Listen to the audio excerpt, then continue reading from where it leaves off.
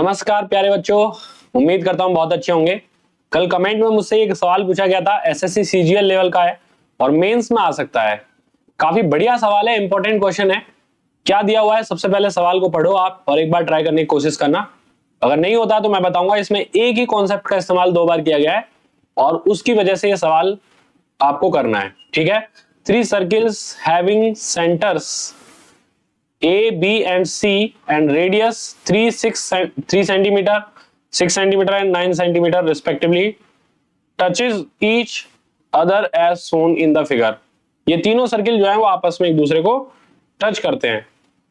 KL is the code of the largest circle। KL जो है वो सबसे बड़े सर्किल की एक कोड है, यानी कि जीवा है। And it touches the line to inner circles at D and E। और ये दोनों इनर सर्किल को D और E पर टच करती है। What is the length of KL? KL की लेंथ कितनी होगी ऐसा आपसे पूछ रहा है, जबकि तीनों की आपको यहां एक सेकंड, तीनों की आपको यहां रेडियस दी हुई है। ठीक है, इस तरीके से क्वेश्चन दिया हुआ है, जैसा आपको स्क्रीन पे दिख रहा है उस हिसाब से क्वेश्चन दिया हुआ है। तो ध्यान से आपको ये समझना है कि कैसे हम इस सवाल को कर पाएंगे। बहुत ही बढ़िया सा सवाल लग रहा है मुझे। यहां पे ध्यान देना, ये जो छोटा सर्किल है ना, जिसका सेंटर हमारे पास में ए दिया हुआ है, एक सेकंड,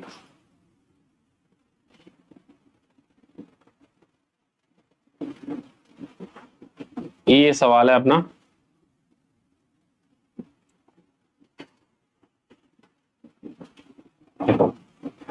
ये जो हमारे पास में छोटा सर्किल है, ये वाला जो सर्किल है जिसको मैं अभी हाईलाइट कर देता हूं इस तरीके से, ये जो सर्किल हमें दिख रहा है, ठीक है, इस सर्किल की जो रेडियस है, ये इसका जो सेंटर है वो ए है और ए सेंटर वाले की रेडियस कितनी है, 3 सेंटीमीटर है।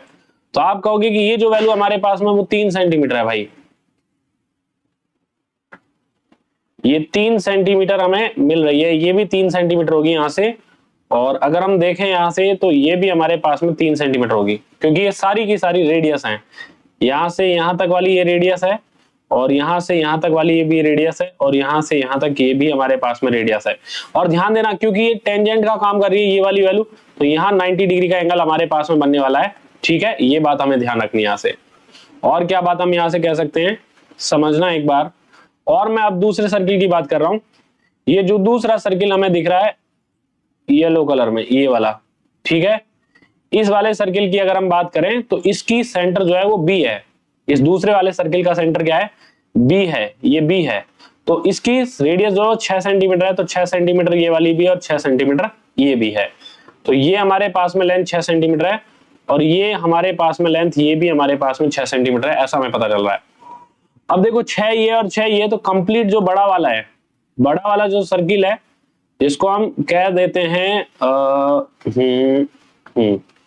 यहां से लेकर यहां तक की जो हमारे पास में रेडियस है, ये वाली सी वाले की, मतलब यहां से यहां तक की, ठीक है, इस जगह से, ठीक है, ए से सी तक की जो लेंथ है ये हमारे पास में 9 सेंटीमीटर है। चाहो तो इसको आप ऊपर ही रख सकते हो ऐसे रेड कलर बनाते हुए। यहां से यहां तक की ये जो लेंथ है हमारे पास में ए से सी तक की, ये हमें पता चल रही है, ये हमें दी हुई है, कितनी दी हुई है, 9 सेंटीमीटर। ये 9 सेंटीमीटर है। सी जिसका सेंटर है, ये जो सी सेंटर है वो वाली लेंथ जो है वो हमारे पास में सी सेंटर वाले की जो लेंथ है यहां तक की, ये 9 है।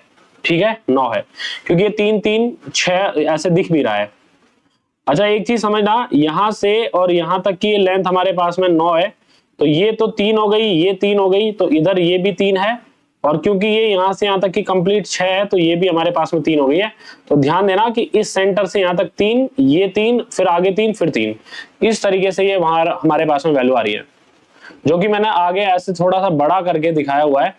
बड़े सर्किल के रूप में मैंने यहाँ पर ये चीजें दिखा दी हैं। देखो यहां पर सर्किल बड़ा, क्वेश्चन छोटा कर दिया थोड़ा सा। ठीक है, तो आप यहां से समझ पा रहे होंगे कि ये ए पॉइंट है और यहां पे कहीं सी पॉइंट है और यहां पे कहीं बी पॉइंट है सेंटर वाइज। ठीक है, तो ये भी 3 सेंटीमीटर है हमारे पास में, और ये भी 3 सेंटीमीटर हमारे पास में, और ये भी 3 सेंटीमीटर हमारे पास में, और ये भी 3 सेंटीमीटर हमारे पास में। और सबसे बढ़िया बात है कि यहां से लेकर ये जो लेंथ है हमारे पास में, ये जो लेंथ है हमारे पास में, ये हो जाएगी 6 सेंटीमीटर, क्योंकि यहां से लेकर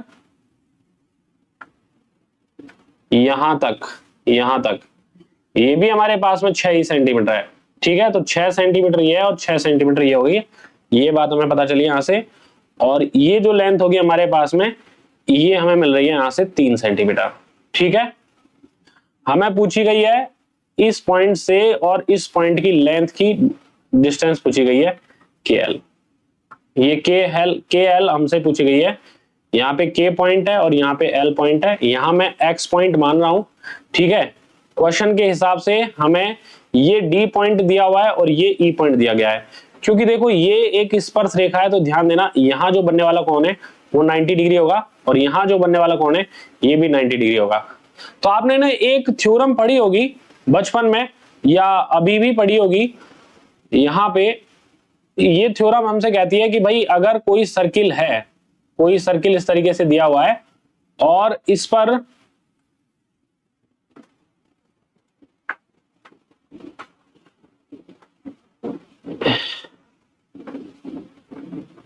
इस तरीके से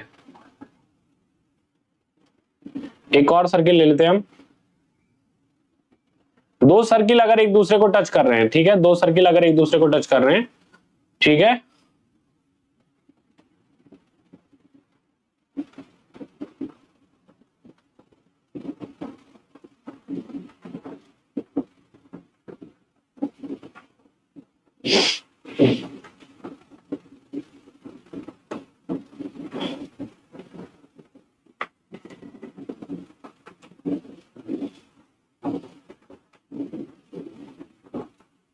ठीक है, इस तरीके से अगर हमने ये सर्किल ले लिया है, ठीक है, दो सर्किल ले लिए और मान लेते हैं कि यहां से दो स्पर्श रेखाएं जा रही हैं। ठीक है, दो स्पर्श रेखाएं जा रही है एक दूसरे को टच करते हुए, इस तरीके से जा रही है। तो यहां ये 90 डिग्री का एंगल बनता है, ये हमारे पास में 90 डिग्री का एंगल बनता है। ठीक है, ये हमारे पास में 90 डिग्री का एंगल बनता है। तो ध्यान देना, अगर ये पॉइंट हमारे पास में P है, इधर वाला ये जो पॉइंट है हमारे पास में, ये P पॉइंट है। ठीक है, और ये पॉइंट हमारे पास में मान लेते हैं कि A पॉइंट है और ये B पॉइंट है, ये C पॉइंट है और ये D पॉइंट है। तो ध्यान देना, हम यहां से कह सकते हैं, क्योंकि ये देखो अब दो ट्रायंगल के बीच में यहां सिमिलरिटी वाला रूल लगेगा। दो ट्रायंगल के बीच में सिमिलरिटी वाला रूल कैसे लगेगा समझना एक बार। दो ट्रायंगल की बात हम यहां कह रहे हैं कि एक ट्रायंगल मैंने ऐसे बनाया और अगर मैं यहां से इसे मैं राइट एंगल ट्रायंगल बनाता हूं। राइट एंगल ट्रायंगल की बात हो रही है यहां पर, ऐसे ये मैंने राइट एंगल ट्रायंगल बनाया। ठीक है, और अगर मैंने यहां पर एक लाइन खींच दी है और मैं ये कहूं कि ये भी 90 डिग्री का एंगल है और ये भी 90 डिग्री का एंगल है, तो ध्यान देना इन दोनों ट्रायंगल में एक छोटा वाला ट्रायंगल जो ADE वाला ट्रायंगल है ये वाला, और एक ABC वाला ट्रायंगल, बड़े वाले ट्रायंगल में दो एंगल तो बराबर हैं और एक एंगल कॉमन है, दोनों में। तो हम यहां सिमिलरिटी लगा सकते हैं और सिमिलरिटी से हम कह सकते हैं कि AD अपॉन AB बराबर होगा AE अपॉन EC के, और बराबर होगा ये DE अपॉन BC के। EC नहीं यहां पर, AE अपॉन AB बराबर होगा AE अपॉन AC के। ठीक है, AC के कंप्लीट, मतलब ये AD अपॉन कंप्लीट लाइन, छोटे वाले ट्रायंगल की साइड अपॉन बड़े ट्रायंगल की साइड, छोटे ट्रायंगल की साइड और बड़े ट्रायंगल की साइड का रेशो हमेशा बराबर होगा। ये छोटे ट्रायंगल की साइड का रेशो बड़े ट्रायंगल की साइड के रेशो के साथ बराबर होगा। ऐसा हम सिमिलरिटी में पढ़ते हैं। तो यहां से मैं ये बात लिख सकता हूं ऐसे कि PA अपॉन PB बराबर लिख सकता हूं मैं AC अपॉन BD। इसी बात का इस्तेमाल यहां पर करना है, पूरे सवाल के अंदर यही बात का इस्तेमाल हमें करना है। ठीक है,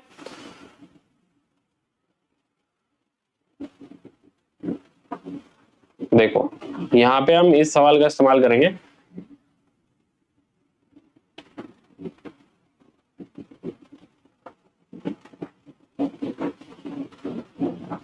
इसको मैं मिटा देता हूं एक बार को।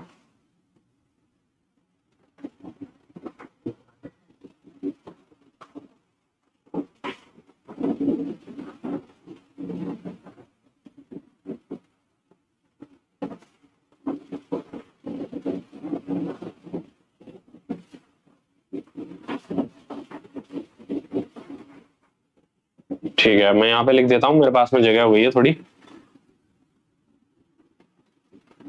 ध्यान देना, ये भी मैंने 3 सेंटीमीटर लिखी है और ये पॉइंट है हमारे पास में, ये पॉइंट हमारे पास में C है और ये पॉइंट हमारे पास में B है। मैं क्या करता हूं यहां से, ध्यान देना, एक और लाइन में यहां पे खींच लेता हूं। ठीक है, यहां से लेकर मैंने यहां तक एक और परपेंडिकुलर अपनी तरफ से ढाल लिया है। ठीक है, ये मैं कह रहा हूं कि ये 90 डिग्री का है। तो ध्यान देना, मैं इसमें लिख सकता हूं, पहले मैं ट्राइंगल ले रहा हूं, triangle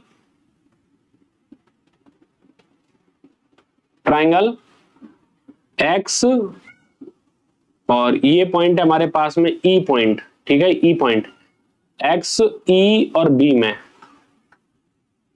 and triangle x A D में। मतलब ये बड़ा वाला ट्राइंगल और छोटे वाले ट्राइंगल में लिख रहा हूं मैं इसी तरीके से कि एक्स ए मतलब छोटे ट्राइंगल की साइड अपॉन बड़े ट्राइंगल की साइड। ठीक है, तो x A upon X B बराबर लिखेंगे इस छोटे वाले ट्राइंगल की साइड अपॉन बड़े वाले ट्राइंगल की side, A D upon B E हम यहां से लिख पाएंगे। ठीक बात है।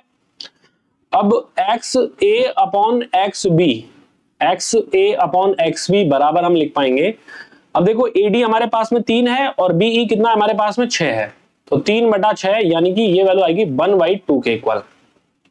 अब देखो x A upon X B के बारे में अगर मैं यहां देखूं, एक्स बी के बारे में अगर मैं यहां देखूं तो एक्स बी कितना है, एक्स बी यहां से और यहां तक की ये डिस्टेंस है कंप्लीट, तो एक्स बी जो है वो हम लिख सकते हैं एक्स ए प्लस ए से बी तक की ये वाली लाइन, और ए से बी कितनी है, ये 3 + 3 + 3 9 है, तो एक्स ए प्लस 9 बराबर लिख सकता हूं मैं 1/2।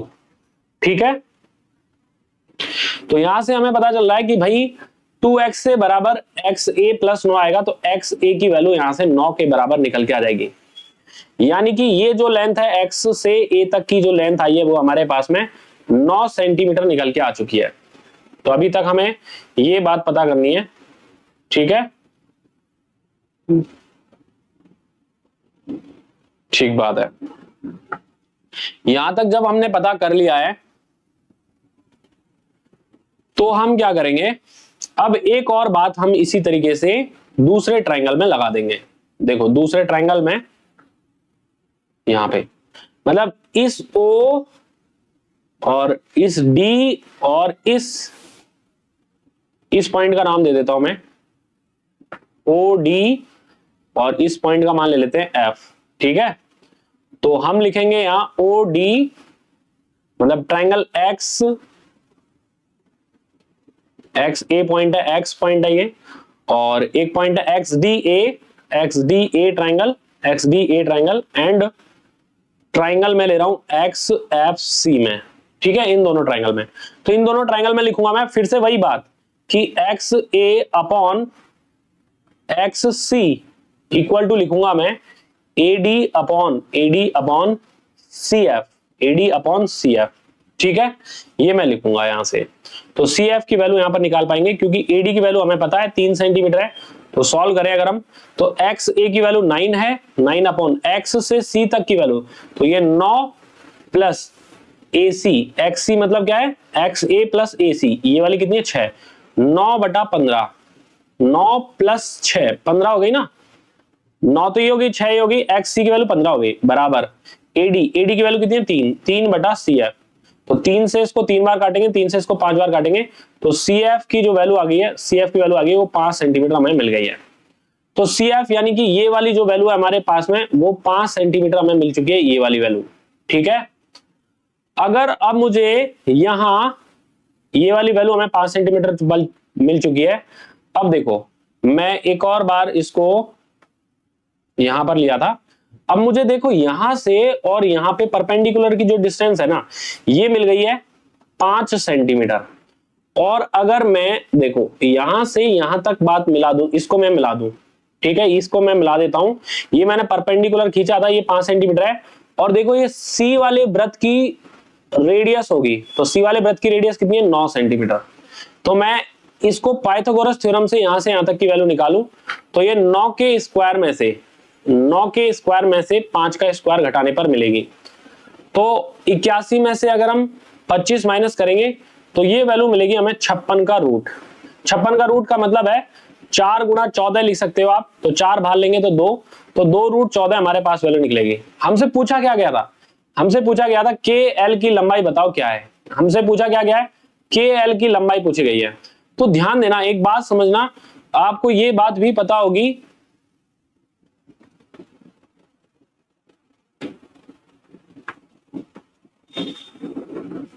ये वाली बात आपको पता होगी, यहां से मैं उम्मीद करता हूं, ठीक है, सबको ही पता होती है ये वाली बात, जो भी ज्योमेट्री पढ़ रहे हैं वो लोग। अगर सेंटर से अगर मैं परपेंडिकुलर डाल देता हूं किसी भी जीवा पे, सेंटर से अगर मैं जीवा पे परपेंडिकुलर डाल देता हूं, इस तरीके से परपेंडिकुलर डाल दिया मैंने, तो ये जीवा को 2 इक्वल पार्ट्स में डिवाइड करेगा, ये बात हम ध्यान रहे। तो देखो ये सेंटर है हमारे पास, और सेंटर से इस KL जीवा पर, ये जो KL जीवा है, इस जीवा पर यहां से परपेंडिकुलर डाला गया है। तो परपेंडिकुलर डाला गया है तो K से लेकर और यहां तक की जो वैल्यू है हमारे पास में वो टू रूट 14 आई है। तो ये वाली वैल्यू हमारे पास में 2 रूट 14 है, तो इधर वाली भी बराबर आएगी, 2 रूट 14 आएगी, यानी कि KL की वैल्यू जो है वो 4 रूट 14 आ जाएगी। और यही हमारे क्वेश्चन का आंसर होगा, 4 रूट 14। ठीक है, ये सवाल पूछा गया था, काफी लेंथी सा लग रहा है, अभी आपको मैंने कॉन्सेप्ट समझाने की कोशिश करी है, सारे कॉन्सेप्ट, इसमें जो भी कॉन्सेप्ट काम में आए वो हम कॉन्सेप्ट समझ के और इस सवाल को कंप्लीट कर रहे हैं। ठीक है, तो इस तरीके से ये सवाल होता है भाई, बहुत ही बढ़िया सवाल है, ध्यान से आपको समझना है। ठीक है, धन्यवाद आपका।